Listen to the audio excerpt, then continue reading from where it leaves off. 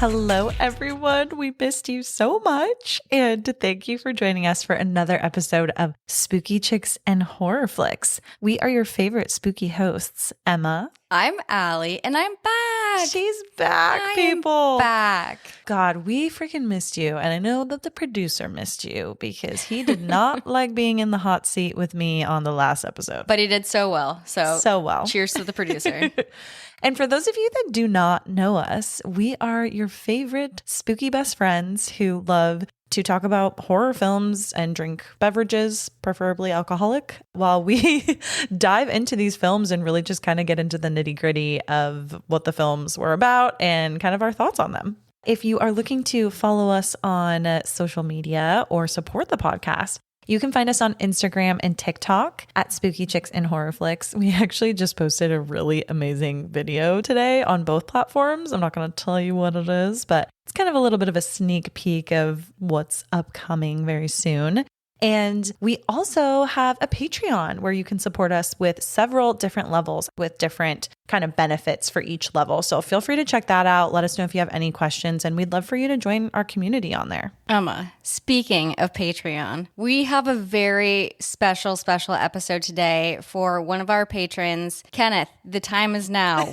Today we are reviewing 1981's Possession. And Kenneth has requested this, and he's been a supporter since the beginning. And I'm not going to lie, Kenneth, I might shit on this. Nobody is safe from my opinions, but we love you, Kenneth. And thank you for introducing us to like this kind of like horror noir genre that we will probably be exploring more because we loved it and we hated it.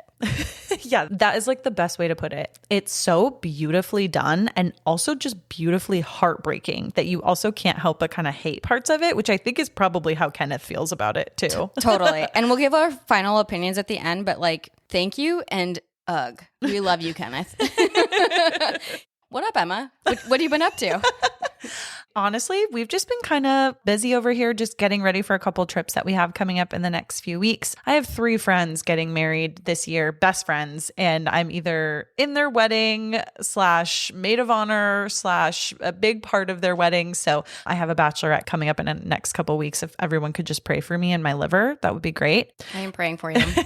And so, yeah, and then I'm also going with the producer to a music festival next weekend. We're going to Stagecoach. So if any of our spooky friends are going to be at Stagecoach, please reach out to me or to me and Allie on Instagram. She's not going to be there, but I will be there with the producer and we will come say hi to you and give you some stickers. Yeah, she will have stickers. I'm sorry I'm not going to be there. I need a break from activities because I was on a 2-week road trip with my family. I went to watch the solar eclipse. Thank you guys for letting me take a break. I don't have retinas anymore. It was beautiful. I cried. I also got to go to the original Texas Chainsaw Massacre house, and it was amazing. It's now a restaurant, and they moved it to a different location, but it's beautiful. You get to tour the house. It was fucking cool. Highly recommend. It's in somewhere in Texas. Look it up. I don't know. And then on the road trip, we stopped in Waco. I also made my parents go to the site of the Branch Davidians. So I'll leave you with that. 2-week road trip. I'm exhausted, so I'm going to power through this with you guys. Speaking of powering through, Emma, what are we drinking today? Okay, I have a very special drink that I've actually, I think, had on the last few episodes of the podcast maybe, but for some reason I'm kind of like into it right now, and that is a twisted tea. And I know that you guys might freaking make fun of me, but I don't really care because it tastes exactly like tea and it's alcoholic, so get a little buzz. Anyways, Allie, what are you drinking? I'm drinking holy water today, you guys. In honor of Possession. She needs to be cleansed. I need to be cleansed, but I can't be cleansed, so I'm drinking White Claw. Cheers, bitch. Cheers.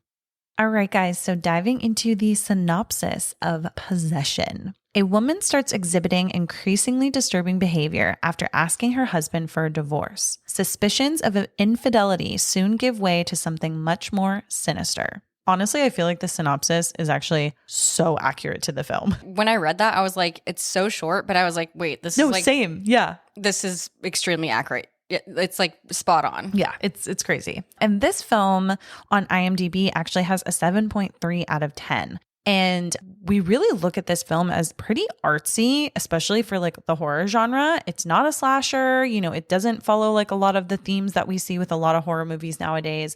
And I love that about it. That's really what differentiates it. And I think that not a lot of people maybe can understand the film, but I think it has such good ratings because there are those really critical people who are just so into film and into cinematography and lighting and just like all of the different artistic aspects of this film. And that's kind of why it has like that high rating, at least in my opinion. No, 100%. Like a lot of thought went into the film, and it's not your conventional like horror film. And speaking of that, the Rotten Tomatoes, the tomato meter said 83% and audience score is 78. So it kind of consistent with the IMDb score. And I think the producer found somewhere when we were first like researching this film that it got like a very high critic score too. Like a lot of critics of film and specifically horror films like really, really liked this one. So we thought that that was really cool and pretty interesting. Interessante. And this film is also directed by a Polish director. We have Andrzej Zolwalski.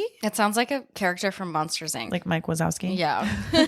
Maybe he's Polish.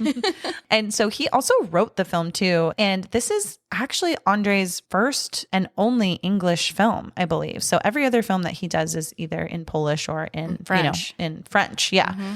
We also have a lot of more obscure cast members, I should say. And I don't want to say like obscure in a negative way, but again, like this film is just so artsy that maybe to like the layman or someone who maybe is just kind of dabbling in horror, you might not have heard of a lot of these actors. But we have Isabel Adjani, who plays Anna and Helen. Mm-hmm.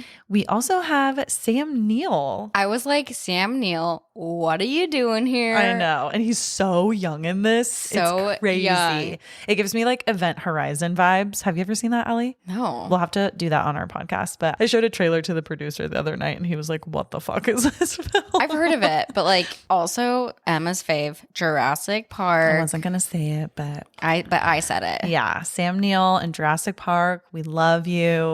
And low-key, fantastic role. He's in Daybreakers, which I would consider like a horror film. Yeah. And with Ethan Hawke, and like I like that movie. Also, he's super fucking hot in this, and Emma does not agree. Okay, here's the thing. I think he's so much hotter as like an older guy in some of his films. Like even in Jurassic Park, like I can see the fucking appeal to Dr. Alan Grant. You know what I mean? But I do really not see the appeal to Mark in this film. He's just, he's like weirdly skinny. And I wonder honestly if it's just the film. Like I might have thought he was more attractive if he was like a different character. Yeah, but I'm toxic. So like, you're right. Maybe that's why I think he's attractive. And kind of a fun fact here actually about this film and Sam Neill specifically is that he actually once cited Possession as his personal favorite film that he'd done out of all of the films he's ever been in, which I thought was really cool. Probably because his acting was like so fucking on point. Mm-hmm. It was so good and just so like out of this world. And then we also have Heinz Bennett, who plays Heinrich. Now this is a guy that I can get behind. Oh, that sounds weird. But you know I mean, I would get behind him. Well, do you see what I mean? And then we have Margit Karstensen, who plays Margit Gluckmeister. That's so weird that it's like her actual name. I know. And then moving into some fun facts and kind of basic info about this film too. So this was actually filmed in Germany. So it's appropriate for the location because the film also takes place in Germany. And this film was actually heavily censored for its US release, and it was actually banned in the UK. So this was initially banned because it was considered a quote unquote video nasty in the early 1980s. And then the BBFC later approved it in 1999. And Allie, do you know what a video nasty is? Is it an X? Like a dirty film? Yeah, it's a colloquial term popularized by the National Viewers and Listeners Association, and it basically refers to like a number of different films. Typically, these are like low-budget horror films or like exploitation films, weirdly. But yeah, it was considered like a video nasty, and that's why it had kind of like a controversial release. Wow. I love that like name, Video Nasty. I know, I kind of like it too. Like, call me Video Nasty if you want. What's that? What does she say? What does Janet Jackson say? She's like, Miss Jackson if you're nasty. Yeah. Video nasty if you're nasty. Which we are. Which we are. And this movie was a French kind of West German co-production also. And like I said, it was kind of shot in Germany, actually in West Berlin specifically, but it wasn't actually released in Germany until its DVD release in 2009. What the fuck? That Are you is kidding almost me? 30 years later, even though this was filmed in Germany. This movie is over 40 years old and I can't handle that. It's like insane. And something to consider while you're watching this film is that our director was going through a divorce at the time. And I think we see a lot of that in this film. It's like literally art imitates life. Yes. Like 100% in this film. He's projecting his experience into an actual film. Yep. Work of art. I wrote down like a few just like right away as I was watching. I tried to challenge myself to really write in the moment things I was experiencing. And it's really funny looking back at this because I wrote 3 distinct things. What the fuck in all caps, feels very foreign, ? And then also feels sad and gray, which I think are all very valid for this film. And for listeners, Emma and I don't share notes just so we can like have differing opinions. Yeah. But basically I said the exact same thing. We had a shared experience there. Mostly what the fuck though. That was top of my list. Yeah. I mean, I was really excited to see it. This film is also kind of hard to find. We only found it on Shudder because Shudder has the exclusive rights to it. So you cannot find this like on YouTube. You can't rent it on Amazon. It's very exclusive. To Shudder. I I had to subscribe to get it. So if you need my login, hit me up. Allie's always willing to share the login Until I delete it a month later. All right. This one's for you, Kenneth. Diving into Possession. So the film opens with this actually kind of cool shot of the Berlin Wall in Germany. And there's a little bit of eerie, like kind of 80s music trying to kind of set the tone. And we also see someone from like the vantage point of them in a car. And it seems like there is someone who is kind of like looking out the window. So we're seeing like the very fast kind of like passerby of the environment and the Berlin Wall. So like I don't know much about the Berlin Wall or the Cold War or anything, but like it's a very historically young, like in our lifetime event. Yes, event. And it just seems like ominous as fuck. And we see a lot of those elements come into this movie, you know? Yeah, totally don't know a lot about the Berlin Wall either, really like the Cold War. I mean, I know about it. I know what time period it was and how East and West Berlin were separated and the taking down of the Berlin Wall. But yeah, I agree. It definitely gives sort of like an ominous vibe to the film kind of right out of the gate. We'll see these kind of points in this film about like doubles and mirrors and like sides. And I think the wall is, what's the word I'm looking for? It's like representing two sides. I mean, it literally is representing two sides of a war. Yeah. And we see that kind of take shape into the characters and the things that they're experiencing in this film. Yeah. Which is really cool. So then we see Mark. This is our first introduction to Sam Neill, and he plays Mark in the film. So hot. And we see him in a car, and he's looking kind of nervous. And then we immediately see a shot of our next kind of main character, Anna. And it's a shot of her from behind, and she's like walking to meet him at the street. And he's got some bags with him. He's been away for a while, and there's clearly like a little bit of tension between the two of them. And I feel like the tension is more on Anna's side. Like he seems almost kind of confused. Like, why? Like, what's going on? Like, why am I feeling kind of this weird tension with her? And he's kind of trying to figure out what she wants. And she's just like not being super clear. Are they divorced? Did he cheat? What's this tension about? What is happening here? Yeah, it's not super clear, like at all. Like, why are we beefing? Yeah. And so then they kind of like go into their apartment. And I mean, it's not really like much better, but we do find that they do have a son together, Bob. And Allie, I think you had a note kind of about the apartment. Yeah, I'm like, why is their apartment so cold feeling? It's like white, it's gray, and it's very neat. It feels very clinical. It feels clinical, but like all of the places we go to in this film feel clinical. And I think maybe that's just to make us uncomfortable. No, totally. Horror noir. Love it. Thank you, Kenneth. Noir, yeah. And I love this next scene. I have a great love for it because the next scene is they're kind of doing their just normal family duties. And Mark is trying to kind of settle back into just like the routine with everyone. And he is watching his son take a bath and kind of keeping an eye on him. And he says to Anna, come and admire him, because he's like doing something funny in the bathtub. And that's like kind of what I say to the producer all the time when I want him to see something cute that my dog Cowboy is doing. Okay. I go, I want I thought you were going to go somewhere way I different know, I'm with like, that. come and admire him. But also, like, who the fuck who says come admire him? I think it's just like look, he's being cute right now. It's just like a weird way of saying it. But like also we see our first instance, and this means nothing because we don't get any resolution out of it, but like Bob. It's a child named Bob. Okay. It's weird. No, but like Bob keeps doing this thing. He keeps doing like Nina, Nina, Nina. And he does that many times throughout the film. I don't think it means anything, but it reminds me of Danny in The Shining going like, Rad Ram.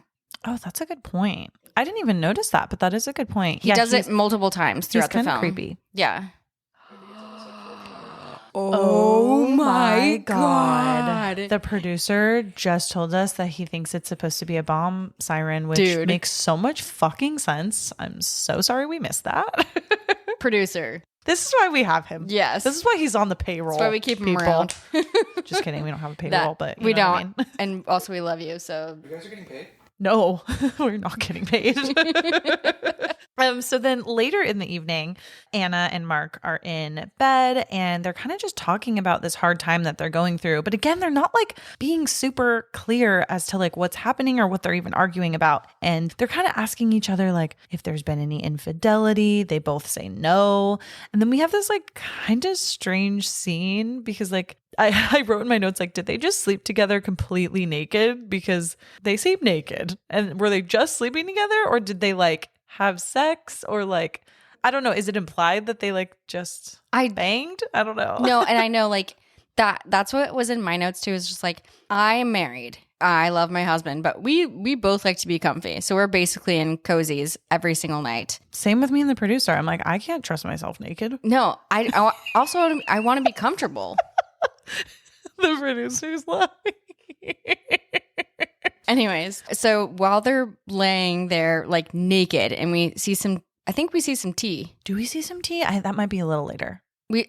Anyways, we see a lot of like body parts in this movie. Maybe that's why it's X naughty. What is it called? Video nasty. Wait, I like X naughty. So do I. X naughty. Ooh, okay, right. I like that. Trademark. Anyways, so Mark says, what's happened to us is natural. Feelings change, but without you, I wouldn't feel anything at all. So to me, I'm just like, that alludes to a marriage. It's like a tumultuous marriage. Like there's ups and downs. There's peaks and valleys. Peaks and valleys. I mean, honestly, you don't even have to be married. Like that can happen in relationships. Straight up. Yeah. And the scene is like so depressing to me for some reason. And at some point he says, I don't even want you now. Jesus Christ. While in bed, naked. So then we move on to kind of like our next scene here. And this scene is kind of a little wild because we start to see that the very next day, Mark is meeting with these like 4 guys and they're questioning him about a guy, quote unquote, a subject that he might have met during a spy situation. And I want to point out here that this actually took me several watches of this film to really know kind of what was going on. And I'm still not super clear, but it is implied that Mark is some sort of spy. So he's doing stuff. And I think as a spy, it's not supposed to be super clear, right? So maybe like we're not even supposed to know really as the audience, but he has these like meetings and what he does for a living is very like hush hush and kind of just like not a lot of details. So I just want to preface that. They have this massive ass room where they're holding this meeting for 5 people. And it's like so big and so stark and so white and clinical. And they're just in the corner. And I'm like, why is this necessary? But again, the film noir. Got it. Yeah, totally. Also, why is one dude wearing an eye patch? That's a great question. I think it's like so funny because these guys like end up telling him that they want to like hire him again for another job. And he's like, no, like I don't want to. I really want to focus on my family right now. And then we actually see one of them ask, he's like, does our subject still wear pink socks? Which is such a random question at the very top of the film. Also, I wear pink socks all the time. Am I sus? Yes. Yes. I was going to say, is this you? I am the most sus person you've ever met. Do they still wear pink socks? I can confirm she does. I do. I'm wearing pink socks right now, fuckers. Loser. After the meeting that Mark has, he's outside. He's got like a briefcase with him and he opens his briefcase. It's so weird how he does it too. He like props his knee up against like a column outside. But honestly, efficient. I guess so, but like, Can somebody tell me if like money briefcases were actually ever a thing? Because I'm like, if they were, that's kind of dope and bitchin', gangster. I'm a millennial. Venmo, direct deposit, Cash App? Cash App. There's a lot of options. By check? A money in a briefcase. That's a wild concept. Yeah. To me. Well, so he opens that briefcase, sees a bunch of cash, and this is likely, you know, the payment from like the job that he just completed. So that's kind of like all we get on that. And then in our very next scene, we see Mark and Anna again. And when he goes back to the apartment, Anna and Bob are actually gone. Mark is like, okay, I'm depressed. They're gone. I'm going to lay on the floor. And I was like, why is he laying on the floor in an empty apartment? And I was like, wait, I do that a lot. I was going to say, I've actually done that before too. Yeah. Like I'll put like a record on my record player when I'm like really in my feels. No, like literally feelings. Yes. Like we get it. Yeah. And he actually gets a call from Anna later in the day after he's just been kind of bored, like doing nothing and laying on the floor. And she tells him that she's downtown and she needs time to think. And she's just being really weird and kind of coy. And then he takes this opportunity to go through her things. So he's trying to find like any indication of like what might be going on with her. Is there any infidelity going on? Is there something she's not telling him? And he starts going through all of her things, including some books and just kind of everything they have in the apartment. And he actually ends up finding some postcards from a man named Heinrich. And he finds it in a fucking book. Who would think to go into a book? I mean, maybe we all would. I'm not sure. Would you, Emma? Like to go through all the books. Why would you? No, I thought about this because I have so many books here in this apartment as we speak. And I, don't think I'd ever hide something from the producer in a book. And I also, don't think that he'd ever even look at my books to see if I was hiding something. I, would hide something from everyone and B, would not hide it in a book. Well, that's what I mean is if I was going to hide something, I don't think I'd hide it in a place that I'm like habitating with my partner. You know what I mean? Yeah. And we see like the note from Heinrich, and the note is from the Taj Mahal. He's sending it from like the Taj Mahal, and it says, I've seen half of God's face here. The other half is you. So it's like a postcard, right? Yeah, it's a postcard from the Taj. Like I'm friends with the Taj Mahal. Just the Taj. It's just the Taj. Dude, it's the Taj. It's the Taj. It's the new place. But so that's our first like indication of their relationship. And there is some broken pieces. Yeah. Then Mark kind of freaks out and he calls Anna's friend Margit, and he tries to get the tea from her. And Margit tells him that she actually like really folds quickly and tells him what's going on. She's like, Anna's been with this Heinrich guy for a while now, blah, blah, blah. And all Mark wants is just to talk to her like a civilized adult. And he's like, you know, Margit, I just want to sit down and have a conversation with her. This is funny because having seen this film now multiple times, there are so many times that I feel for him just wanting to have a little sit down conversation like as adults. I mean, is that going to happen? No, but I feel for him when he's just like, can we just like chat? Like, what the fuck is going on? I'm the worst. Like, you know how you are. Like, you'll be like, Emma, I have to tell you something, but I'll tell you later. I hate when you do that. Oh. Because I need you to tell me immediately. I'm like, I'd rather you'd be telling me in the moment that you're ready to tell me. Yeah, and it could be like, oh my gosh, I got a great Subway sandwich today. No, yeah, exactly. I don't know what it is. And then I'm sitting here like, can you give me some more details? And she's like, in 48 hours. And I'm like, well, what am I supposed to do till then? That's all I'm going to think about. Oh my God. So who am I in this situation? You're fucking Anna and I'm fucking Mark. Oh my God, I'm sorry. You bitch. Moving on. So they actually do end up talking to each other on the phone, and Anna straight up tells him, like, we're over, Mark. And then she actually calls back again, and she admits that she's with Heinrich, and he asks if she likes sleeping with him and with Heinrich more than him. And I love this because every time I watch this with the producer, he like screams at the TV. He's like, you never ask that, you idiot. Like, don't ask her that. And I like love that part because like it's so true. Don't ask questions that you really don't want to know the answer to. That's you know me. what I mean? That's me. I'm the Honestly, queen of I'd probably ask too. No, I would be like, just literally never tell me. I'd be like, so what kind of mouthwash does she use? That was unnecessarily creepy. I don't like that voice, Emma. Okay, sorry. When Mark's taking this call at his apartment, he's like in this creepy ass rocking chair, and it just like, this is like a, I don't know why this is important in my brain, but like he's like manically rocking back and forth in this rocking chair. It is so creepy. It's like, and he does it a couple times in this film, and I'm just like, why does a rocking chair have to be creepy? Let's bring back rocking chairs. Dude, I have a rocking chair at my parents' house. Fuck yeah. So then Mark and Anna meet at a restaurant to talk about things, and they talk about like logistics. And I fucking love this scene because of how they are sitting next to each other in this restaurant, but at different tables. They're catty corner. Yeah, they're catty cornered away from each other, but they're having a conversation. Like they can't even be at the same table, which like cracks me up. I put like it's cinematic and dramatic, and I love it. And it's like chaos. Which it's so chaotic. And I am chaos. But like, yeah, they're just like having a conversation at this empty ass restaurant. Just like, why don't you just fucking... And they're kind of like raising their voices too. And it's like almost worse that it's an empty restaurant. Dude. It's like, dude, can't everyone hear you? That's literally. Here? And Mark essentially says that he like, doesn't even want Bob. He's like, I just don't want to be like a weekend father. And, you know, I don't want to fuck him up more than he already is. And then it's like daggers because like he really wants to be a father to his son, although we barely see Bob in this film at all or interaction between them. And Anna like kind of sets him off. I forget exactly what she says, oh my God, this is now coming back to me. She basically says that she almost wishes that she never had Bob with Mark because she would have rather had him with Heinrich, is essentially like kind of what she's saying. And so that sets him the fuck off. He's like, are you fucking kidding me? And then he starts chasing her through the restaurant and he is tearing through the tables and chairs to get to her. It is fucking wild. And I'm like, they're speaking so loudly and just willingly like tearing this restaurant apart. And I'm like, it's giving Johnny Depp, who destroyed a hotel room and then had to pay for it. That one time. I love you, Johnny Depp. Please disregard. Please disregard. Yeah. I love you. Because we know he's going to listen to this. Hopefully.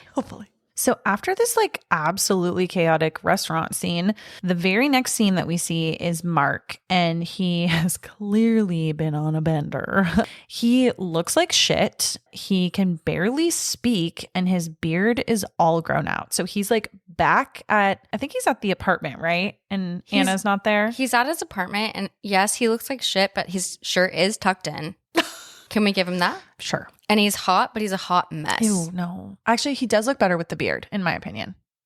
Interesting. And like, so while he's rocking back and forth, he like literally looks like he's going through like, I'm not sure like what meth people look like, but like he looks like he's going through like withdrawals, or he is perhaps possessed. I totally agree. Yeah. He looks like he's got like the cold sweats, you know, and like just darkness around his eyes, like he hasn't slept. I mean, poor guy's definitely going through it. He's also wearing the exact same blue suit from the restaurant scene with Anna, and the whole place that he's staying at is actually a pigsty. And actually, I just remembered this. He's actually at a hotel in this scene. He's not at their apartment because basically a maid comes in at one point and she's like, how long have you been here? And he's like, and they kind of have a conversation together. She said she's been there for 3 weeks. Yeah. I'm like, you don't know that, bruh? Which is Did crazy. you eat food? Yeah. And it's for sure a pigsty in there. Also, I'm a tornado person, so I get that. But there's a scene where he like runs down the hall. Like, why are there are other hotel room doors open while he's running down the hall? A, why are you running down a hall? I get you're on meth or possessed, but like, why are other hotel room doors just like plain old open?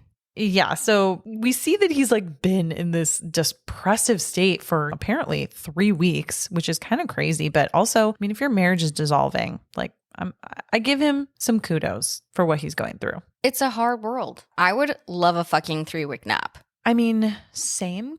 So then Mark finally goes back to the apartment, and this part is actually really sad, and I have a lot of questions here, but he finds little Bob stranded there. And I'm sorry, but like in my notes, I wrote like, has he legit been surviving on his own for 3 weeks? He looks like a mess. He reminds me of something out of Poltergeist.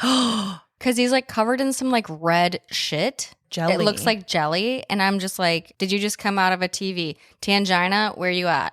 Where is Tangina when you need her? That is a reference to episode 1 if you guys want to go back and listen. Go back and listen, you guys. What's her actual name? It's Tangina. Tangina. but Allie likes to say tangina. Tangina. Anyways, yeah, so he's there like all by himself and covered in jelly or who fucking knows. We never get to learn that. But there's this scene that I see this at least 3 times throughout the film, that he takes his shirt off to try to help clean him up. And it's like we see Bob's back and Mark is holding his waist, and we see it from that perspective. And he's just like looking at him. And we see that throughout the film with different people. So keep that in mind because I bring it up a lot. And I'm just like, what is this perspective? I noticed that too as well. I think later on he does the same thing to Anna, and then maybe like another time with Anna or with someone else.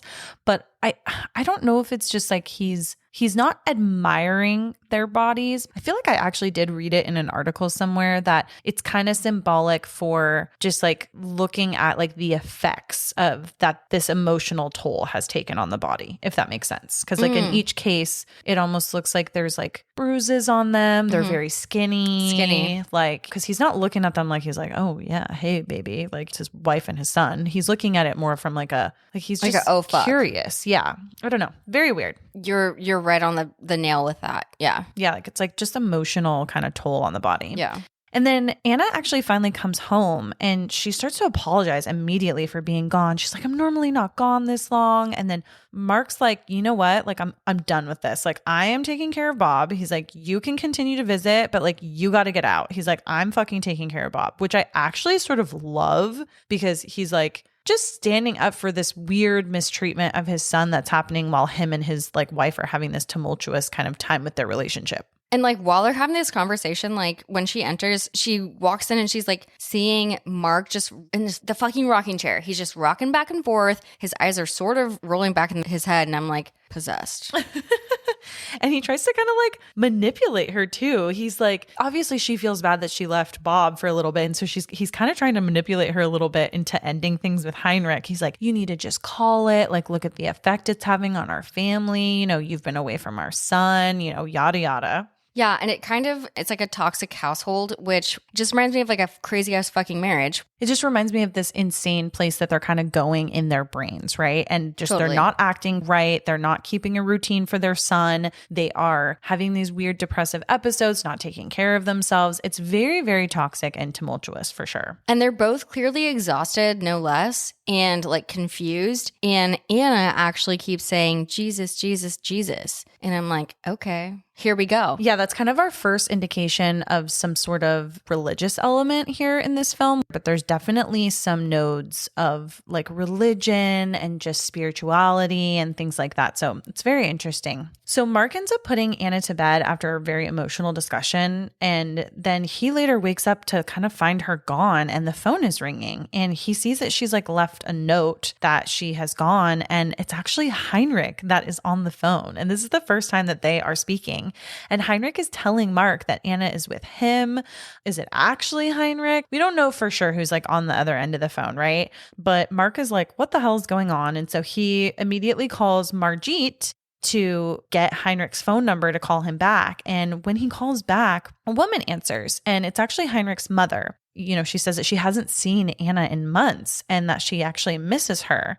And I think that this note is so weird because it just doesn't kind of add up with the story that Anna has been telling Mark so far, that she's like in love with this man Heinrich and she's been gone a lot. Like she just left Bob for the 3 weeks approximately that he was like alone in the apartment. So how has Heinrich's mom not seen Anna if that's who she was with? Because, you know, it's implied that Heinrich lives with his mother. Honestly, yes. Nothing makes sense. Also, I want that orange phone. Yeah. So, because it's very cute. Very cute. So now Mark is like, I want to be a good dad. And yeah, Mark takes Bob to school and sees that Bob's teacher actually looks exactly like Anna. She just has longer, lighter hair and very distinct green eyes. And he's like, bitch, are you wearing a wig? And she's like, nah, bro. And he's like, have you ever seen my wife? And she's like, what the fuck? No, bro. And that's basically how that went. Yeah. At the moment. Yeah. And after school, Mark actually ends up finding Heinrich's apartment. And when he goes to Heinrich's apartment, he confronts him and he's asking where Anna is and whatnot. And, you know, Heinrich is telling him, like, she's not here, dude. And he looks like hella off, like sweaty, kind of disheveled, or like maybe like Heinrich hot? does or Yeah. Mark does? Heinrich. Yeah. Yeah, but like, is it like hot? I think it's drug induced, as we Yeah. might find out later. Oh, well, yes, but like hot or And- not, you know? Totally. And I think it's also funny too, because as Heinrich is talking to Mark, I mean, you can tell he definitely swings both ways and kind of wants like a throuple, because he's kind of Dude. saying like, you know, I want to be with Anna, but like you can join us. We can all be together. Why not just do that and like omit the rest of these problems? Like, yeah, let's like not have all this confrontation. Yeah. Let's all just be together. throuple up. Mark is having just a weird existential crisis. And he's like, well, how long have you been fucking me over? How long have you been with Anna? How long has this been going on? And Heinrich says a year. And then Heinrich also tells Mark, he's like, dude, you just need to accept Anna's ways. Heinrich is also basically asking if Mark was like sexually interested in Anna. And I'm like, bro, that's super ballsy to just ask a guy that like confronted who was you. fucking your wife. Yeah. Like, Yeah. I'm sorry. Yeah. This like fucking was so funny to me.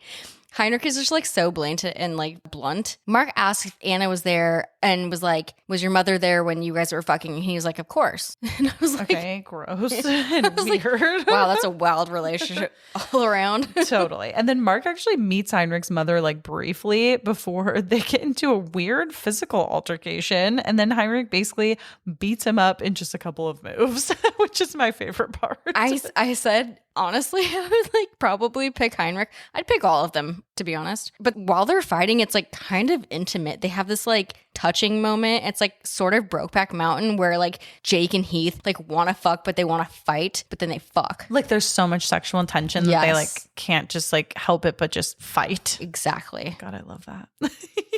Later that night, Mark actually comes back to the apartment and he finds that Anna and Bob are actually playing in the kitchen while Bob is eating. And Mark actually questions Anna about lying and where she's been, because she obviously wasn't with Margit or with Heinrich, now that we know that like Heinrich and Heinrich's mother have kind of corroborated that she actually hasn't been around in a while. And so Anna tells Mark that he disgusts her and that he doesn't understand what she's going through. And she actually ends up smacking Mark. And he asks her to do it again before he then throws her down on the ground multiple times while she's screaming, and then also simultaneously slaps the shit out of her. I feel like you can start to see some kind of like possession, if you will, during the scene. We get like after she's been slapped, you can see there's a shot of her just like looking into the camera. Her eyes look kind of empty. Yeah. Like we're finally almost seeing like just this different side of her, kind of, even though we've only known this chaotic person this whole time in the film, but we're seeing a little bit of a different side of her. And she kind of smiles. Like Yeah. she's like sort of smiling while blood is like coming out of her mouth. Yeah, she's kind of like enjoying the whole process.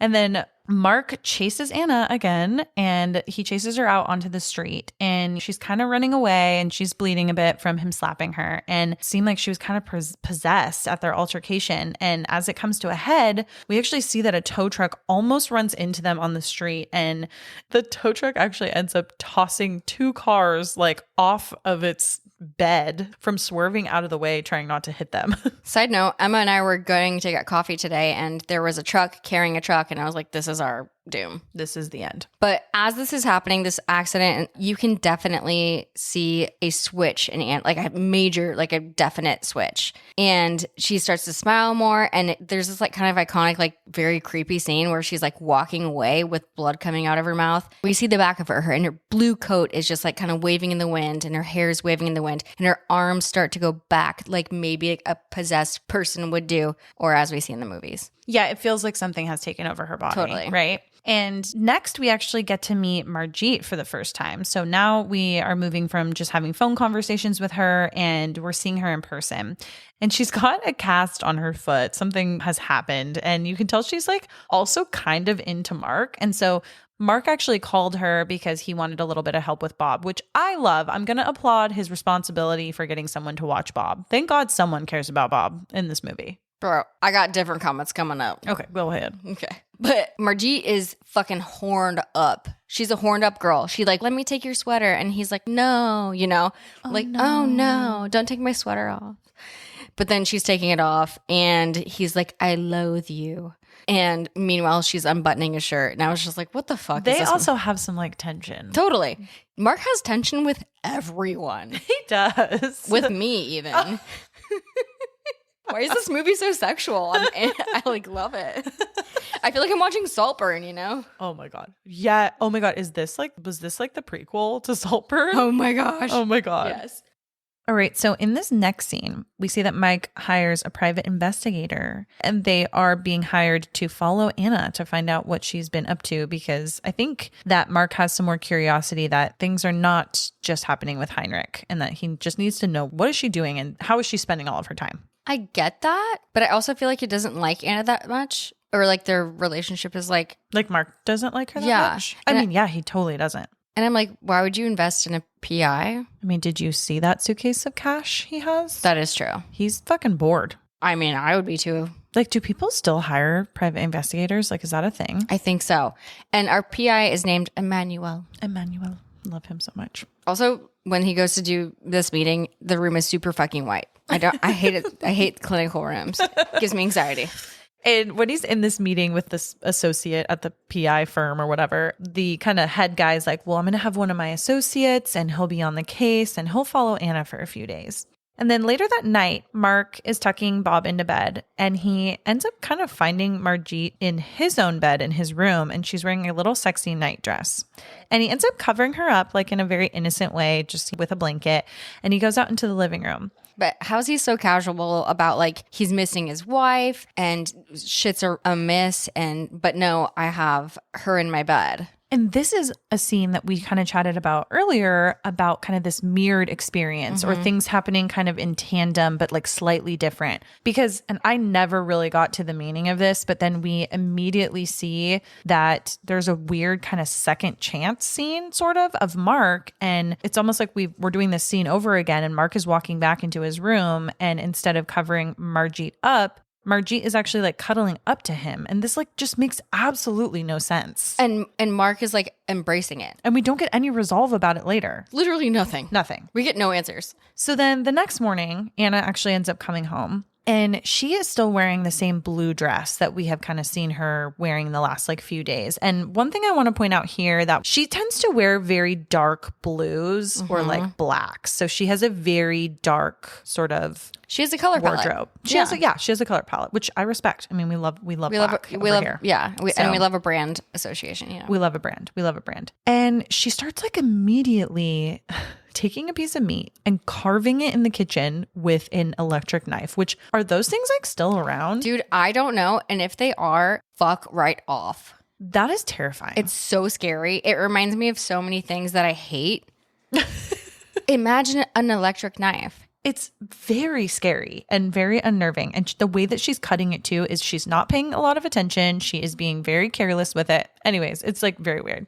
And Mark is kind of trying to have a conversation with her about like the damage that she's done to the family. And he's just kind of like trying to ask her, like, are you even happy? Like, what are you doing? And he says to her, when you're away from me, I think of you as a woman possessed. And yeah. Ooh, that's a straight up call out. That's a call out. So maybe go with your gut, bro. Well, then he also says, like, what are you afraid to tell me? Because I think as we get deeper and deeper into this film, we just have so many questions of there's got to be something bigger at play here and something more sinister. And at this time in the conversation too, she decides to take this fucking electric knife and she starts fucking putting it to her neck, which is literally the worst case scenario that can happen. Also, like, how did she not cut like some major fucking artery? I think it was probably dull from all the meat that she's cut previously, but you never know. That's the weirdest explanation. But probably true. Okay. Can you sharpen an electric knife? Hey, Cutco, hit me up. Let me know. And she cuts herself pretty bad in the neck and actually starts screaming. So Mark like has to intervene, obviously. And he takes her into the bathroom to tend to her wounds. And he tries to just like calm her the fuck down. And yeah, so Mark bandages up her neck and he's telling her, he's like, you're my whole family. And it's just so sad because you can just like tell that they're both in kind of just like this conflict of like despair. She even just looks like there's just no light anymore behind her eyes and that she's just having some very intense internal conflicts. I perhaps need a prequel where they were happy so I can see that story. I think that would help us to understand analyze this relationship even more. Yeah, like were they ever happy? But guess what? Andre Zawalski did not want us to have that. I guess not. So. Okay. Sorry. And then Mark goes into the kitchen and he starts to fucking use my favorite thing, the electric knife to cut his own arm to feel what she's feeling. And I'm like, bro, I get it. I tear my heart open. I sew myself shut. My weakness is that I care too much. And so does Mark. I get it. But like, who the fuck does this? You know what I mean? And Anna walks into the kitchen, no emotion. She's like staring really directly into the camera and says like, it doesn't hurt. And he's like, no. That's so weird. Now we are back with this other storyline of like the private investigator. And we see that after Anna leaves the apartment, again, with her bleeding, wrapped up neck, she's followed by one of the investigators that Mark had hired from that firm. And it's so funny because he follows her so closely. I was telling the producer the couple times we watched this, every time he's following her, he's so close. Like, it's so crazy to me that she does not notice that someone is following her. No, for real. He follows her to the grocery store. He follows her onto the subway. She's just like sitting with her grocery bag on the subway, and she has what do you call Sorry, that's my neighbor's dog. What do you call like a bundle of bananas? A bunch. Is that what it is? I don't know, but I feel like that feels right in my heart. I love that. A bunch of bananas. A bunch of bananas. Dude next to her. Why is she also the subway's empty? Why is she sitting next to somebody? But the subway's totally empty, and literally she sits right next to the one guy in the subway. Minus the PI. investigator. Yeah. So it's her, this homeless dude, or like seemingly homeless dude, and like the homeless dude just like pulls out this bunch of bananas. He starts to eat one, and I'm like, you know what? Everybody deserves a banana. You know who else deserves a treat on a train? Jesus Christ. Don't do it. The kids on Please the don't Polar. do it. Don't do it. Don't. The kids on the Polar Express. Oh, fuck. God damn. They all got a treat. They got hot chocolate and just like a banana. Everybody deserves a banana and hot chocolate.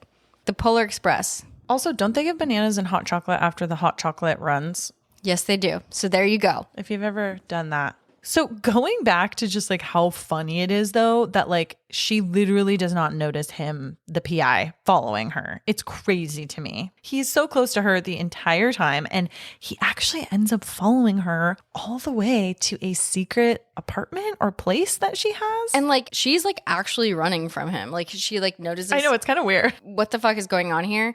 And then she's going into her secret apartment, and then he goes in with her and then like runs past her, and he's like, cool. He's like, oh, sorry, my apartment. Yeah. My apartment building, sorry. Job done. Yeah. And I'm like, dude, PIs did all the work back then. And I'm like, millennials are we like free private investigators with like social media? Millennials, we just do it for free. Yeah. We can tell you where everybody is all the time. Everything, everywhere, all at once. Yeah, ask us. Oh, that was a good one. Thanks. And so the investigator ends up actually calling Mark and telling him the address of the apartment that Anna has now. And Mark kind of wants him to check it out. And again, I'm like, bro, are you being paid enough for this? Emmanuel? Like, what are you doing, bro? Yeah. And so Emmanuel goes up to the apartment, and he's kind of posing as someone that works for the building. And he's someone that needs to inspect the windows. And he's going in, and Anna's like very like, no, you don't need to come. There's nothing wrong with the windows. She's being very coy about it, right? And the apartment is also weirdly empty for the most part. And she actually tries to end up having him have a glass of wine with her, but he insists on checking the rest of the house. Who the fuck is offering an inspection man a glass of wine midday? And I'm like, actually, who the fuck am I to talk? Who isn't? Well, and I think she's also trying to kind of like distract him because she clearly has something he doesn't want to see she doesn't want him to see in the apartment. For real. I mean, we fucking know that, but I mean, yeah. Also, how does she not realize that that's the man that she passed in the hallway was fucking sketch as fuck? A lot of these people in this film have just pure oblivion in their brains. Yeah, so she offers him the glass of wine, and then she's like pouring one for herself, and then she drops the bottle, and she's like, oopsie daisy.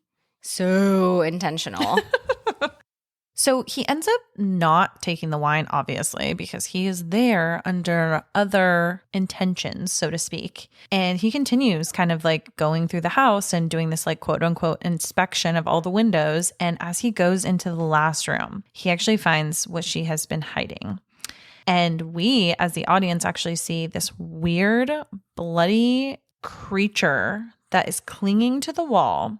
It looks like Stranger Things. Oh my God. Fucking yes. Do you have the same note? Yeah, Stranger Things. And I can't even explain it to you because there's like, it's so hard to explain, but it just looked like it was a part of the wall and it barely had any features that made it even look like it was alive. And then we see that Anna ends up attacking the investigator from behind with a broken wine bottle, the one that she dropped, and she stabs him in the neck, killing him. And it's so sad because, like, why did you have to do that? R.I.P. Emmanuel. R.I.P.P.I. Yeah. R.I.P.P.I. That's a song right there. R.I.P.P.I. Sorry, this would not be a podcast if we weren't singing a little bit. So I'm so sorry. And back at the apartment, Mark is giving Bob a bath. There's a lot of bath time in this film. Like a weird amount. I'm actually realizing that now going through our notes. And we see Helen, the teacher, if you remember from a little earlier, who looks exactly like his wife, Anna. She shows up at the apartment asking for Mark's wife. And he has to kind of tell her, like, she doesn't actually live with us anymore. And kind of alludes like, we're having some issues, you know? Meanwhile, he's like kind of being like touchy-feely with Helen. Why is Mark so touchy with everybody? Yeah, I mean, he wants to fuck Helen for sure. He wants to fuck everything. He does.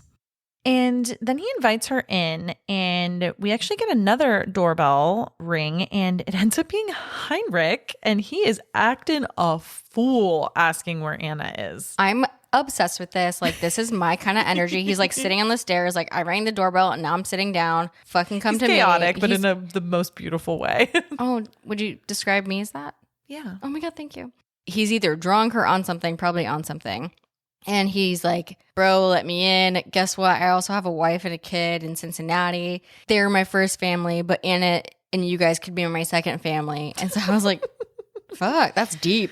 Well, then I have it in my notes. First of all, is he on drugs? He probably is. Yeah, 100%. And then he's also like really upset that Mark doesn't like him. He goes, I love this part.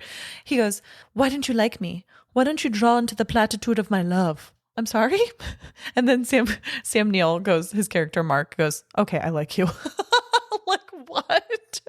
Sam Neill scares me in this because I would be like, yes, take me, do whatever. And I'm also most likely to join a cult.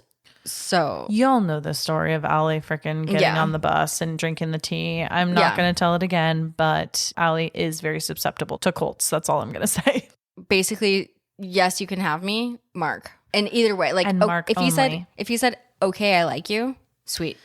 So then Mark actually decides to kind of hint at Heinrich about the discovery that he just got from the PI about Anna's like whereabouts. And they have this kind of weird conversation too about God. And again, we're kind of getting these themes of religion, of spirituality. So this is going to come up several times kind of throughout the film. But after Heinrich leaves, the teacher Helen is putting Bob to bed, and Mark comes in and has a little talk with Bob. And after that, Helen actually tells Mark in confidence that Bob has been falling asleep at school during quiet time, and sometimes he kind of wakes up screaming. And I'm also like, why the fuck is Helen putting Bob to bed? It's very weird, but like, is this a Germany thing? Like, what does that mean? Maybe cultural differences with schooling. So teachers can go to every person's house and put their kids to bed. You know, maybe if they're worried about a student and they know that there is some discourse happening between the parents, that they come and they are trying. I mean, and she also wants to fuck Mark. I mean, all I'm saying is basically Emmanuel, our PI, and the teacher, Helen, should be invoicing Mark for all of this extra fucking work that they're doing. I love that Allie is a contractor because her mind is like, bitch, I have an hourly rate and this is what it is. Here you go, bitch. Taxes are due. I love that. I also think, and the producer actually made a good point too when we were watching this film, that like Helen, the teacher, is kind of portraying all of these like perfect qualities that Mark kind of wishes that Anna was in a mother and even kind of in a partner / like wife sense, you know, putting Bob to bed and being super caring and just all of these things. She's sort of like the perfect version. Again, we see that like double, like the contrast. Yeah, totally. Yeah. And Mark actually ends up kind of telling her that he's been having bad luck with women, and she kind of schools him saying that women are not contaminating the world. Mark, you are having all of the women. You're obsessed with women, so fuck off. Yeah, like you're gonna be fine. You're gonna be fine. Also, Helen starts to play with the electrosaw, which like triggered me a little bit. Oh yeah, that was very weird. Yeah. And then another weird part is that Mark kind of convinces her to stay with him, which is sort of weird for a teacher to. That's not sort of weird. That is absolutely weird for a teacher to do. She should have said no. Yeah, but she probably wants to sleep with him. Also, that's like maybe firing grounds. 100%. Yeah. But like he kind of acts like, oh, if you could stay and like we can make sure that Bob's okay. We can like see, you know, if Bob ends up waking up with these like weird, like kind of sleeping episodes that he's been having. And then they get naked, but nothing happens. But why does that keep happening that we get naked and nothing happens? But I think is this where we see the tease? We do see some tease. I think we see some tease, right? Some tots. Yeah. I don't know. And then Bob actually does end up screaming, and it's so sad. He's like screaming for his mom, and Mark comes in, and Mark is naked from the bed earlier, and he closes the door after putting Bob back down. And it's just so weird to me that he came in and was like completely naked and grabbed his son and was like consoling him. So I was like thinking the exact same thing. If you were just full ass naked in the middle of the night and your kid is screaming, wouldn't you just like run? That is true. However, extremely weird. Yes. Very weird. Also, I was like, hold up. Did I just see Dr. Alan Grant's wiener? From almost. Kind of. Side angle? In the darkness. Yes. So the next day, Mark, who's trying to be a good father, all of a sudden drops Bob off at school. And remember, Helen's Bob's teacher. But he's acting kind of distant with Helen, even though they were like naked. Yeah, like they didn't just fucking spend the night together. They were like literally naked. And I'm like, it's him. Hi. He's the problem. It's him. It is. Thank you, Taylor Swift, for that reference. And then Mark ends up actually later in the day kind of meeting with the head investigator. And the head investigator is meeting with him because he's worried that his colleague is missing. And Mark is kind of acting a little aloof about it and just gives him the address of the missing investigator, the one that he gave him about where Anna's whereabouts were. He basically ends up telling him that the PI that went missing was actually his lover. And so he's worried about him. This like made me like daggers for so many reasons. Mark cared so much about the whereabouts of Anna, and now he just like doesn't give a fuck. So he's like, whatever. And daggers for the PI. Totally. Yeah. And his partner. Well, and so the PI, who's kind of worried about his partner, Emmanuel, he ends up going to investigate Anna's apartment because Mark gave him the address that he last heard from the investigator. And he's searching for his lover. And he actually finds Anna inside scrubbing the floor.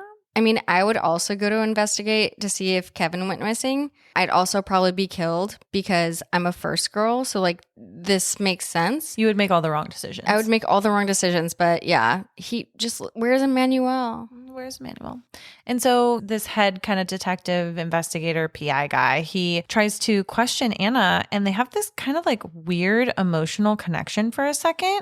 And it like pulls at my heartstrings, but then Anna tells him, oh, well, he's in there. I'm just curious because like, does she possess or entrance? Is that the word? I think so. Yeah. Like everybody she comes into contact with because like he was worried and now he's like, no, I'm kind of more relaxed. Yeah. He was like, you are scaring me. And then she like calms him down.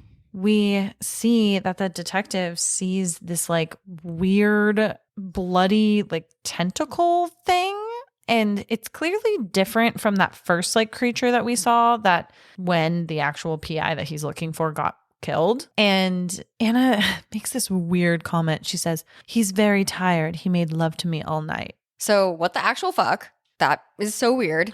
And she says to the other PI, Emmanuel's partner, she says, he's still unfinished, you know. And I'm like, what the fuck does that mean? And then she starts to become like more possessed. Like she starts to become more erratic. And then she like beats him with a milk bottle. And then he actually tries to shoot her and he misses. And then she ends up, attacking him with like this milk carton or milk bottle and then shoots him multiple times until he's dead. This is another dead body you have now under your belt, Anna, you freaking freak. Wow, I'm seeing a theme. Seeing a theme here. Milk. Motherhood. Oh, God. Ew. Creation. Yes. Growing. Yes, growing. And then later, when Mark arrives back at his apartment, there is actually a package waiting for him with some home footage shot by Heinrich. And it's really weird because Mark goes to review it and it's of Anna and she's teaching a ballet class and she is essentially torturing like a poor student into a specific position in ballet. And this poor girl is like moaning in pain until she ends up actually running out of the class in humiliation.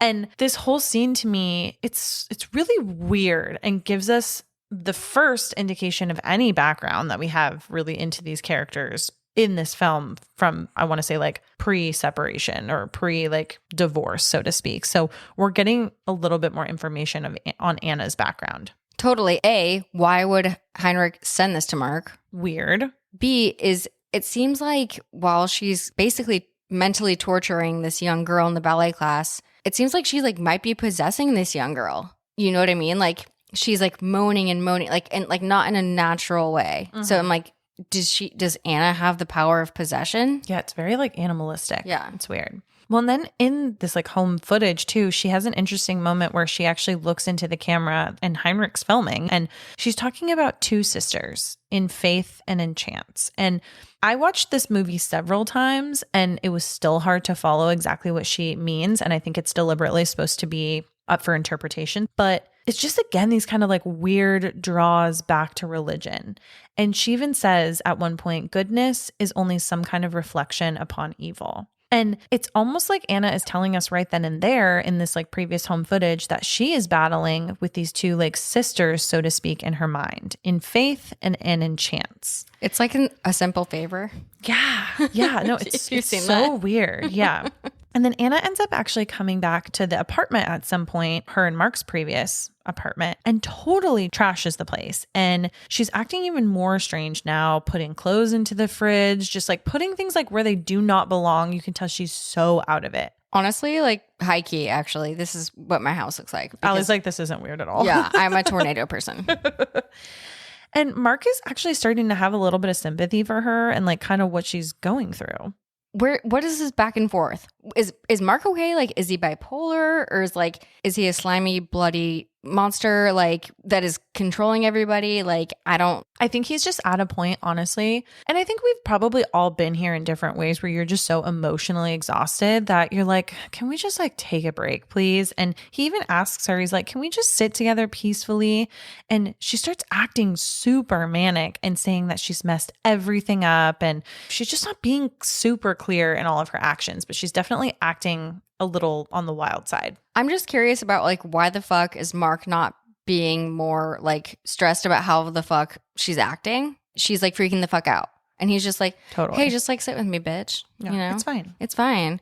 And during this conversation, she also brings up the two sisters again. So weird. So then the very next scene we have is actually a very weird shot of a Jesus statue, and Anna is in a church and she's looking up at the statue and she's like whimpering kind of. And it's such a strange scene because it's like the perspective of her looking up at the Jesus statue, and then we get the opposite perspective of it kind of looking down on her.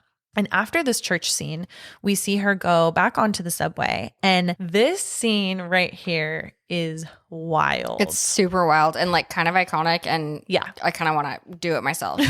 It is very well known for the people that have seen this film, and it has actually been recreated in a lot of different ways. There have been music videos done that have kind of like used this scene as inspiration. I mean, there's been a lot going on. Rosamund Pike, if you guys know who that is, she's a pretty famous actress. She was in Gone Girl. She was in Shaun of the Dead. She ends up actually kind of recreating this scene in a music video. She's also in Saltburn. She's also in Saltburn. Oh my God. Full circle. Full circle.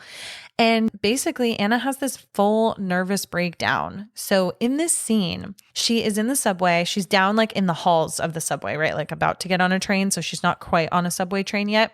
And she knocks herself around the walls of this like hallway and no one's there. And she's screaming super cathartically. Honestly, I would high key. I say that so much. This is now my new tracker. Honestly, and high key. Yes. I would love to have a mentee be in a subway, like an empty subway like station. That sounds amazing. Can you imagine the echo? I would love that echo. Yeah. Maybe we should plan that. And then bringing milk back into this. Yeah. She actually has a carton of milk and ends up bashing it against the wall and breaking it and getting it everywhere. And that's some thick ass milk because it's sticking to that wall. It is sticking. And I know we keep saying like she looks possessed / is possessed, but this scene is where we really feel the possession. And like Homegirl deserves an award because she is working her body. She's working her mind. She is acting the fuck out of the scene, and it is fucked up in the best of ways. She like is rolling around in milk on the subway floor. And I'm like, maybe don't. Probably not hygienic. Like, I COVID. Yeah. Yeah, no, I agree. I'm like, glass. I don't know. Yeah, no, thank you. And she actually sits on the floor too, like Ali said, and blood and vomit start to come out of her orifices. And it's weird. Like, that's the best way that I can explain it, you guys. Is literally, it's coming out of her mouth. Blood is coming out of her ears. Her body is having full convulsions. Like, there is a possession happening. Like, and there's some sort of fight going on between her body and spirit. Then we cut immediately back to Mark and Anna, and they're talking. And it's kind of weird because we had this like subway scene, and it's not clear if it is a past scene, like a past memory that we're seeing, or if it's like happening in real time. It's kind of inferred that it's sort of a flashback. Or is it real at all? Or is it totally? Is this just like in her mind? But now we're in this scene with Mark and Anna, and they're talking, and she says, what I miscarried there was Sister Faith, and what is left is Sister Chance.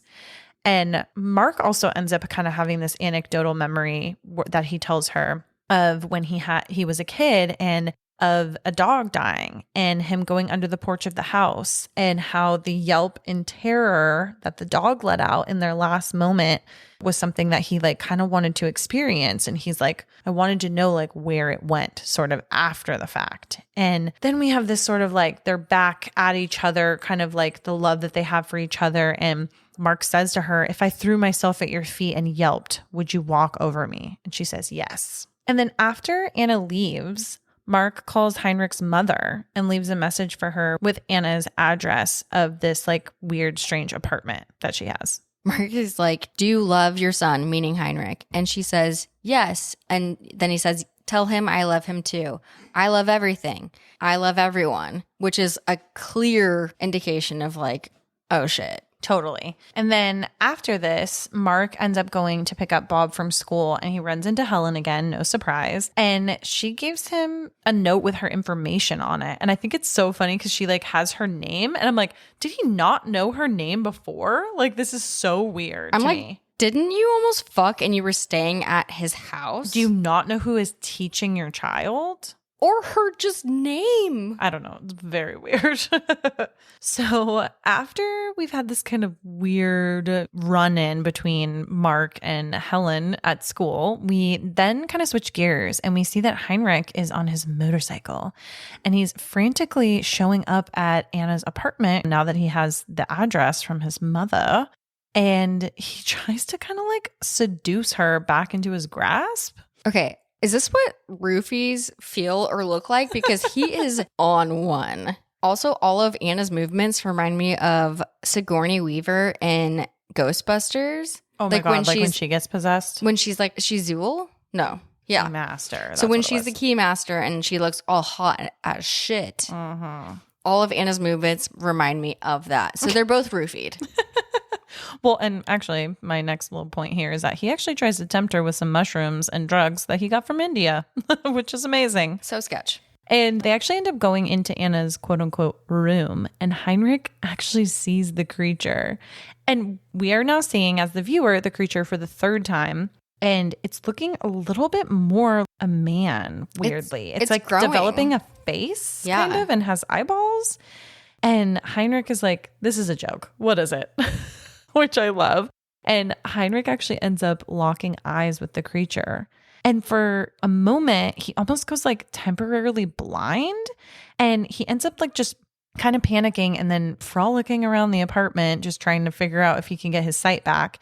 And once he's able to kind of gather his sight again, he opens the fridge and he sees some body parts in the fridge. And she asks if he's going to help her. All I'm going to say is like, don't do mushrooms when you think somebody's like maybe possibly manic, and like don't feed them to her. And Anna's like, bro, Heinrich, I have to keep this place clean. And meanwhile, your apartment with Mark is a tornado space. Yep, that's how we know she's hiding things. And I'm also like, cool, yeah, keep it clean. Totally. Keep your body parts in a fridge. We love that. And then she kind of pokes at Heinrich with a knife. And she eventually stabs him fully in the armpit. It's fucking crazy. And like all I can think of is he's like wearing this wonderful white outfit. He reminds me a little bit of that very final scene of Silence of the Lambs, where Anthony Hopkins, Hannibal Lecter's character, he is in like the Bahamas or whatever. And he's in this like white sort of Epic resort outfit. Yeah. So this is like kind of what Heinrich is wearing. So basically I'm just like, damn, RIP white outfit, because he's been stabbed now. I'm pretty sure if you get stabbed in your armpit, aren't there a lot of arteries right there? Yeah, there are. Yep. The producer is corroborating that fact. So he's lucky to have escaped. And also, why didn't she just like fucking kill him? She loves him. Okay. Wow. This is just the same reason she hasn't killed Mark yet. It's a tale. It's like too many. Tale as old as time. No, we have too many No. I'll start singing if you want me to. Anyways. But basically, we have a bunch of star-crossed lovers that are also possessed. Yep. And Anna actually starts to go over to the thing. We don't have a name for it ever, but she goes over to it and she starts to undress in her little tiny body. Her little tiny body. So Mark is now at home and he's with Bob, like chilling and grilling. And Mark gets a call and it's seemingly from Anna. And Anna's like, bitch, what up? Let's hang out. And Margit. I can't say Margie? Margit. That's what it is. Margit. But basically, he says to Bob, who he's watching after now, because like I don't know what the parenting situation is here, but like he's now watching Bob. CPS, where are we at? Yeah, it's a little scary. Yeah. Mark seems enthused that Anna is even talking to him, and he tells Bob that it's mommy calling me. So that's why he heads to Anna's apartment. Yes. He's going to go meet Heinrich first at this like pub, right? And he is on his way to meet Heinrich, and Mark actually goes to Anna's place first, finds that no one is in the apartment besides some weird body parts, ? And he's definitely like horrified at first, and then has a weird maniacal look on his face as he gets kind of ready to light the apartment on fire. Like he starts getting like gasoline, and I think like in his mind, he's like, I am going to cover up for my wife. Like, even though we're separated or separating, we're going to get things together and make sure that she is not blamed for anything that she's done. And I think he just goes straight into like PR crisis mode. Well, you know? She should be like a manager. And yeah, he has just this like creepy look on his face as he's like kind of getting ready to light the apartment on fire. Get you a man that will take care of your shit, potentially.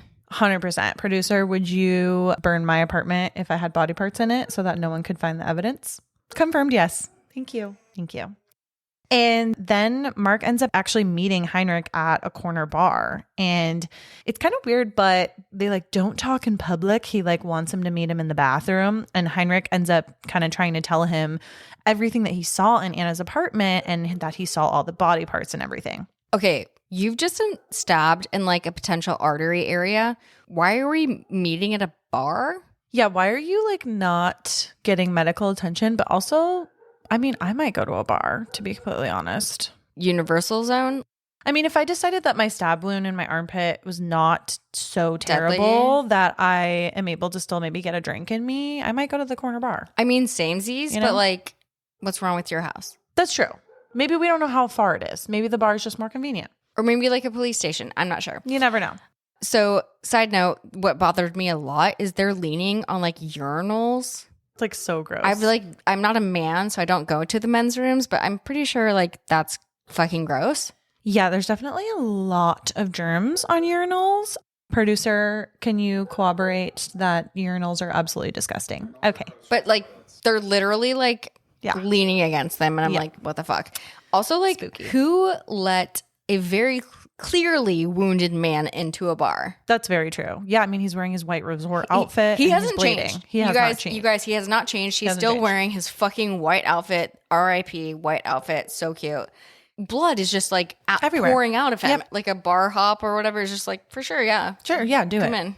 Well, and Heinrich like tries to tell Mark, he's like, she's sick, Mark. Like, doesn't that mean anything to you? And Mark is almost kind of sticking up for her and just like not taking any of Heinrich's concerns seriously, which is also very alarming. Mark is like saying, hey, you tried to like maybe give her drugs. Maybe that's what and Made her get kind of crazy. Yeah. Well, also like you took the drugs, so that's what's making you see body parts in the fridge. Maybe it's not real. Spooky. Well, and then he says, perhaps you met God a moment ago and didn't even realize it. And I love this whole scene in the bathroom because Heinrich's acting is like literally top tier here. Like he's so good.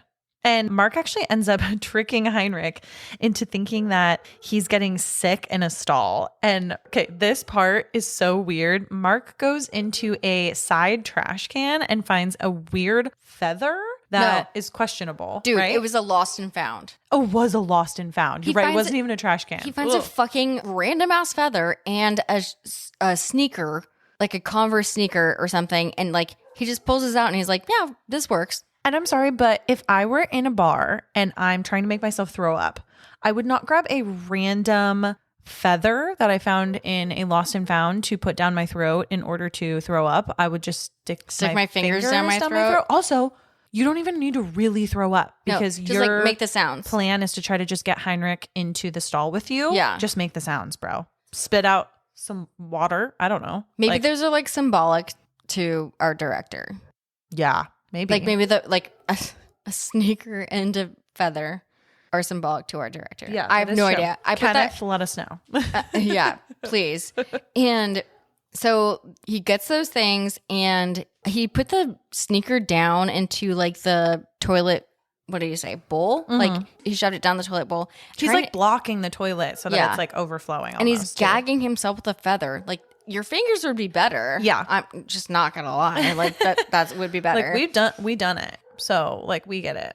Well, and then Mark actually ends up tricking Heinrich into coming into the stall. So we knew this all along. And Mark ends up attacking him and then essentially like drowning him in the toilet. Overflows the toilet, puts him in there, waterboards him, so to speak. Allison. Ooh, Emma waterboarded me last night. Okay, don't make so serious of accusations on a public podcast, please. It's facts. I did not. She's still living, everyone. Okay, I am alive.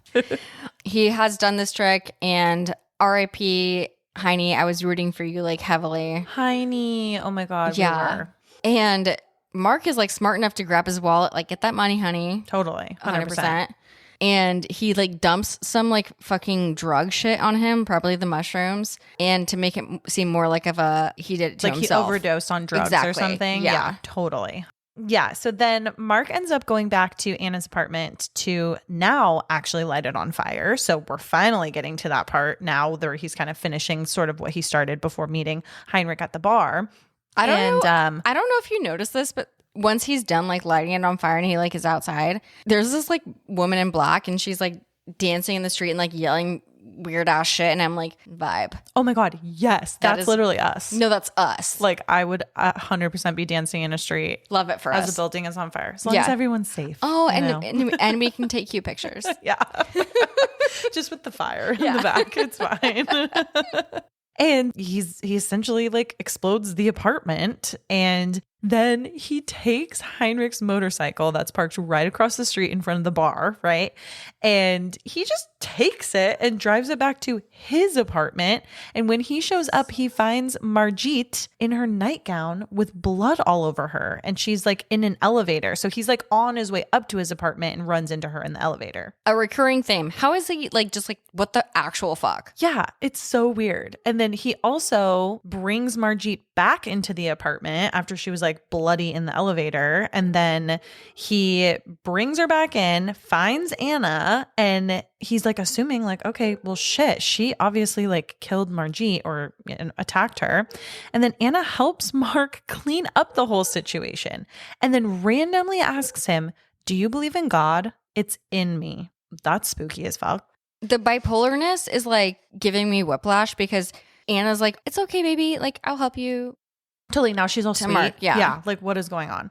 And then they have sexy time, which is crazy. And then have a weird conversation about how Margit saw Anna and the creature together. And that's why she needed to kill her. It's just like a weird conversation of why she's like justifying killing Margit, essentially. This is like her downfall, people. Like, Yeah. shit's about to go fucking down. And what I equated it to is like the Titanic, how you can like see half above and half below. And like, we don't know what we're You know things are going down, but you're not like quite, it's not. It's giving turning saints into the sea. If you know Titanic, then you know. If you don't know Titanic, then you're not my friend. Do you guys know Titanic? I don't know. You let us know. And I'm also like, why is Anna being so chill? Why is Mark being so chill? Like, he's kind of jealous of like this creature thing. He's like now all of a sudden being chill about it. Oh, yeah. Like, I get it. I understand, baby. Like, whatever. It's so weird. And then he also says, to me, God is still under the porch where the dog died. And I'm like, what the fuck? And here we go, full circle back to this like dog under the porch situation. So if you guys know, we mentioned earlier in the episode that Mark says that he was very interested in like kind of what happens after we die. And so he has this memory of like going under the porch when he was a child, when his like older dog was passing away, because he wanted to see what happened when his dog like finally like crossed that bridge, essentially. So like we're getting kind of like a tie back to that. And I think we're even going to have like another tie back before the end of the film. Yep. We get a very good tie back to that. Yeah, totally. And then Mark ends up telling Anna to like take Margit's keys and go back to her place, and that he's going to take some money out for her on Monday so that she can kind of do what she needs to do. And like he's basically, again, going back to like he's kind of cleaning up like all these like murders and attacks that Anna has carried out. And it's just so like sketch, but also I guess if like your husband and wife is just like till death do us part, you know what I mean? For sure. I don't know. You're the only married one in this room. That so is you true. tell us. I'm also just like, when they go back to Bob, I'm like, who the fuck's been thinking about Bob? Totally. Exactly. What about Bob? Is that where that movie title comes from? What about Bob? I'm telling you right now, we're saying it right here and now. That movie is based on Possession, 1981. It's Bob. Oh my God, it's Bob all grown up. The producer says, wow. Oh, wow, that's fucked up. I love it. And then Anna basically says, I have to go. Can you please close the door? And Mark's like, because it's here with you. And she says, yes, which is very weird because like it's definitely not physically there with her. I'm also but like, spiritually, it may be. I'm also like, why is he so chill that quote unquote it is here with us? And he's like, word. Very, very, very weird. And then after Anna ends up leaving, Mark actually puts Margit's body into a big plastic clear body bag, which I did not know that people made clear body bags. So, well, and that's what I was saying is like, what the fuck? He's like so chill with putting a friend, and we don't know if they actually fucked, but like they might have fucked. No, like 100%. He's just like cool, like with like stuffing her into a bag. Yeah, and it's very weird. Is this on Amazon? Like, do I order just like a body bag? Yeah, where do we get a body bag? Yeah. I will say asking for a friend. I do have a Christmas tree bag that absolutely looks like a body bag. It is black and tarpy and has handles and is not clear. And every time I have my Christmas tree in it, my dad makes a joke about hiding bodies in it. So, producer, we are not safe. Nobody's safe. Shoot. I let everyone know the secret. And it's just very weird. And then Mark then gets a call. Well, another correspondence, I should say, with Heinrich's mother. And at first, she's asking if he's seen her son. So she's like questioning him at first. But then she ends up telling him, she's like, I actually found him at the pub and saw the blown up apartment. And so I know something fishy is up, essentially, is like what she's saying. Also, during that conversation, Mark was like, hey, yeah, Heinrich is gone. But do you think maybe it's because he was having sex with my wife? And she's like, no, I don't think so. That's not it. It's just like so casually, like, what a fucking weird conversation to have with somebody you barely know. Very, very weird. Very like off-putting. It's just like such a weird thing. And again, it is him putting blame back onto anyone else besides his like wife, right? So then she kind of blames Mark for like sending Heinrich there in the first place. She's like, you gave Heinrich this information of like where Anna's apartment was. And Mark tries to kind of like ease her thoughts and tell her that he's like, don't worry, I'm going to go looking for Anna and I will like let you know what I find. And the whole time that this conversation is happening, we see that he keeps turning on and off the kitchen lights. And all I can say is that I feel like this gives us a sort of symbolic, the draw that Mark is having within his soul between like good and evil. Like he's turning the kitchen light on and off, on and off. Like he's having these internal, like he's trying to help Anna, but he knows something sinister is like at place, but then he still wants to kind of be good. And he has to think about his son, Bob again. So then now we're going back to Helen, the teacher, and Mark ends up dropping Bob off with Helen, the teacher. And again, this is also questionable behavior coming from a teacher. I mean, yes, teachers are there for our children. We do not have children, so like we're not super here to judge, but also is it kind of weird that you're like dropping your child off for the night? Again, with the teacher? Especially when you've been fucking naked. Yeah. With the parent. It's weird, right? It's super weird. And it's giving CPS, Child Protective Services, everybody. Child Protective Services. Okay, so now Mark is showing up to Margit's house. And this is where like essentially Anna is like supposed to be. And he immediately hears Anna making love to someone. And it's torturing him before he even sees it because he can just like hear like the noises of it. And you can just tell that he is like such a tortured man and having a really hard time seeing all of this. And he ends up actually like walking in on them. And I feel like he knew this shit was happening. So like, why now? Why this sperm? Very scary. Okay. Yeah.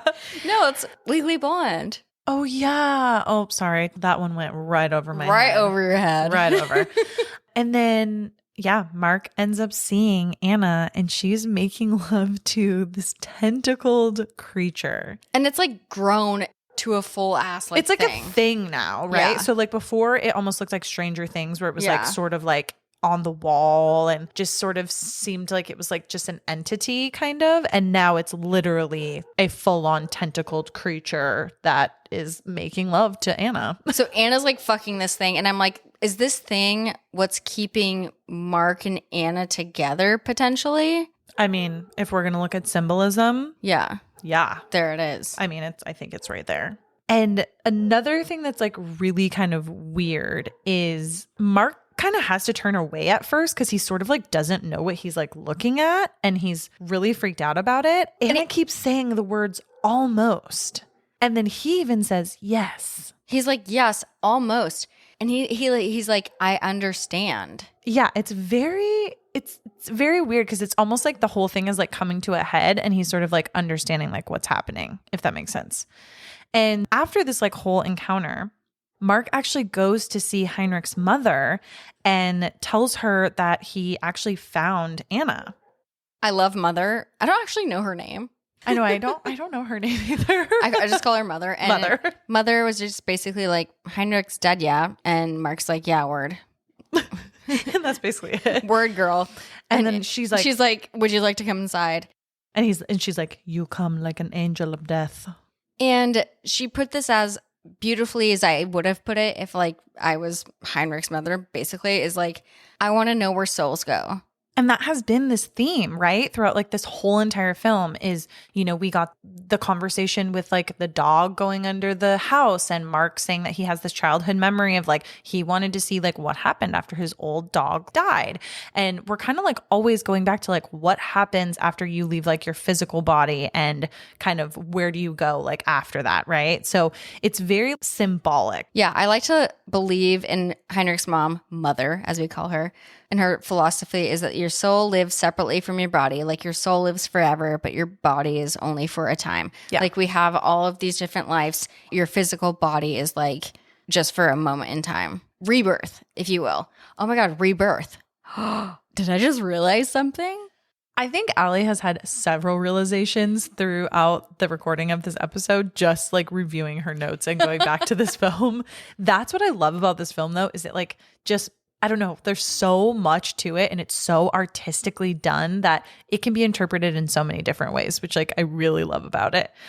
This next part kind of like hurt my soul a little bit. And Mother is like, don't worry about me. I don't want to be around if Heinrich is not here anymore. And I'm like, daggers, is she basically sacrificing herself? We don't know. So Mark takes her hand and he's just holding her hand and it's a very like peaceful situation, but the window just flips open And I'm just like, what the fuck? We get zero answers. Totally. But I'm like, oh my God, Heinrich's mom. It's so sad. Mother. And then she even makes like a cute is maybe not the word, but like a really heartfelt proclamation too, that she's like, Heinrich had a wife and a child at one point, and homegirl's like super understanding and is like, I loved everyone in Heinrich's life, including his wife, including his child, including Anna, even, you know. And so it's very crazy, and the whole thing definitely gives us like absolute daggers in our hearts, like 100%. I guess maybe my favorite character is now Mother. Yeah, 100%. And then getting into the final kind of showdown here. So the next day, Mark actually drives Heinrich's motorcycle again back to Margit's house and panics as he sees cops going inside before he has a chance to like go in there. So he is like panicking because he's like, oh shit, Anna is going to get got and she is going to get arrested for all the shit that she's been up to. Basically, this went from 0 to... What's the phrase? 0 to 60? Is that the... Yeah. I always say like 0 to 100. Yeah. Yeah. Totally. And then he also like flags down a cab kind of simultaneously as he's still like kind of outside the apartment. And he puts a gun to the driver's head telling him to rear end the cop's car because he's trying to kind of create some sort of like distraction so that the cops kind of get out of Margit's apartment and don't find Anna in there. So then Mark actually gets into a shootout with these cops. So things have escalated quite quickly.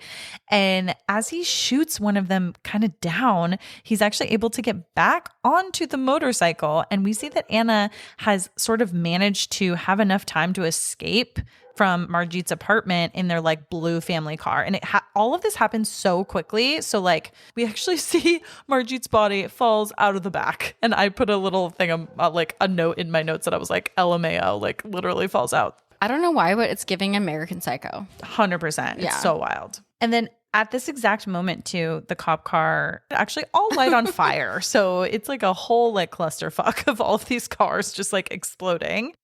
And Mark ends up actually taking, I love this because the producer said this. He's like, he ends up taking like a Joker in the Dark Knight joyride on this motorcycle and then crashes it before he goes into the water somewhere near like a random harbor. So, I mean, naturally, just like one would do once they have access to a motorcycle. Don't we all love that? Yes. We love that. Well, anyways, Stuntman go off because that was fucking... That was insane. It was amazing. Yeah. So then obviously after he crashes, he goes into a building nearby, and this building kind of has like spiral stairs going all the way up, and he tries to get to the top. He's super injured. So he's like definitely like kind of crawling his way up there and having a hard time. And I battled a lot with like the setting of where this took place. Cause I'm like, is this like a lighthouse? Is this some sort of, I don't know, because I'm trying to think of buildings that would be in a harbor or around water of some sort. In Berlin, that would have like a spiral staircase where really the only place that you can go is like up. But then it's like, what's up there? You know what I mean? Homeboy is injured as fuck. So injured. And he is like going up these stairs, like we said, and we hear church bells ringing. And it brings us back to this religious aspect. Wait, maybe this is a church where stuff happens. Totally. And again, we're like kind of symbolism, and all of these plot lines are going back to spiritualism and back to God and religion and questioning kind of like, what are you even doing, so to speak? And then we actually see a shot of Anna, and she's coming up the stairs after him, and she has someone with her, but we can't quite see exactly who it is. She's also calm as fuck. So calm. After 2 hours of Manic Anna. Manic Anna. Oh, I like that. Manic Anna. I like that. All right. Cool. Our marketing brains are working. They're working overtime. We love it. So Mark is like, how could you find me? And she was like, how could I not? And then we find out that the person that was kind of trailing behind her on the stairs was actually the creature, and the creature is now a full-blown fucking man, but not just a man. He is a replica of Mark. It's literally Mark's twin. Like, what the actual fuck? So basically, in my theory, and tell me what you think, Emma, is like, this is what the almost was about when she was having sex with the it or the creature. Yep. She's like, almost. She's like trying to produce something else. She's creating. So creating. Speak, right? Yeah. And she's like, almost. It's almost happening. It's almost happening. It's all happening. Yep. And then Mark also has a gun, and he raises his gun to try to shoot the replica creature man. And the cops actually shoot at kind of like all three of them from below. So now we have cops now like in the mix, and Anna and Mark end up kind of like falling onto each other. I will say that like, Anna falls into Mark's crotch, and I'm like, okay, of course.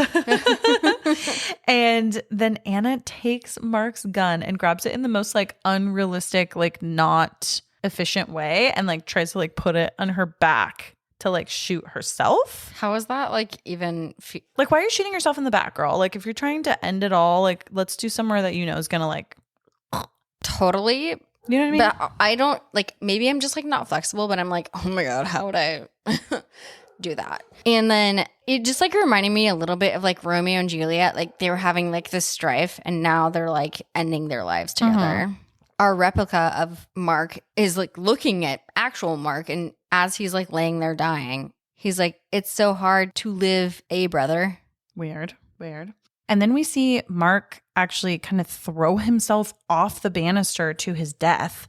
And as the cops are coming up, we actually see that one of these quote unquote cops has pink fucking socks.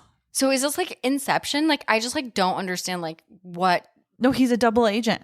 Ugh. But, I mean, it doesn't make sense. There's not going to be like a clear cut answer. I just want answers. He's definitely a double agent, but he's the pink sock guy. But anyways, so yes, he has pink socks, and our duplicate, if that's what we want to call, our other Mark. Or that. That might be easier. Or other Mark. Yeah, so Mark seated himself off the balcony, and Anna's like shot herself, so like, what the fuck? And then where are we at now? So now we're back with Bob, and we're at Helen's house, and the doorbell rings, and she's watching Bob, right, from the night before when Mark had dropped him off, and Bob says repeatedly not to open it, like he knows that something sinister is about to happen. And this part is like kind of crazy, but he actually goes straight to the bathroom and throws himself into a full tub of water, and kind of like it's sort of alluded to that he is trying to kind of like drown himself. And at the same time, we start to hear bomb sirens going off, which is kind of crazy. No, I think that's like cinematically, that's kind of amazing, because like I didn't put together that the like Nina would be totally a bomb, like a bomb like thing. Yeah, that was a great point from the producer. Yeah, I didn't even think of that. And I was looking up our like bomb threat things. So, Allie, you're saying that this might be like a bomb siren drill for them to like go into water like that? I mean, I was researching it, and like, I don't know much about this, but I was like, people sometimes, I might sound like so fucking dumb, but go into a bathtub for a bomb siren. But it could be him drowning himself too. And I like actually really don't know. Got it. Okay.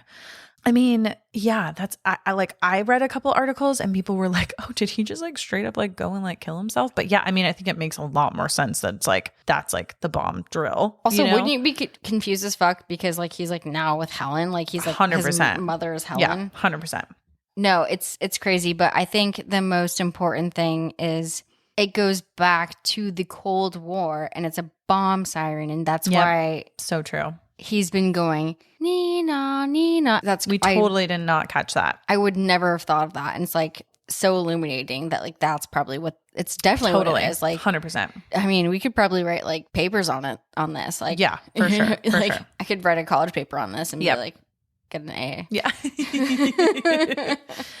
But yeah, so then in this last shot, we see that Helen like almost goes to answer the door, and she has like one of those weird doors where it's like kind of transparent and you can sort of see the shape of someone. You could tell that it's like the Mark replica in the transparency of the door. And Helen is like about to open it, and she's hearing these bomb sirens go off. And that's literally almost like the final thing we see. We don't see her actually open the door. We just almost see this like enlightened kind of vantage point of us like looking at her face, and she looks so pure and her eyes are bright. We see Helen with her green illuminated eyes, and she's beautiful, but it's like green. That's the difference here. And it's crazy. We see all of the doubles throughout this film. Yep. And also done. Movie's over. Yeah, literally nothing after that. That's it. But like they should teach a like college course on this, because like I'd love to know more about the background of this film. And I mean, Allie, now that we're kind of like wrapping up, I mean, what was your favorite scene? You're gonna love this, I think. It's when the like homeless or slightly homeless man steals a banana off the subway from Anna. That makes a lot of sense that that's your favorite scene. I don't know how to take that. It's okay, because you want to know what mine was? What? Her having a fucking mentee bee in the subway.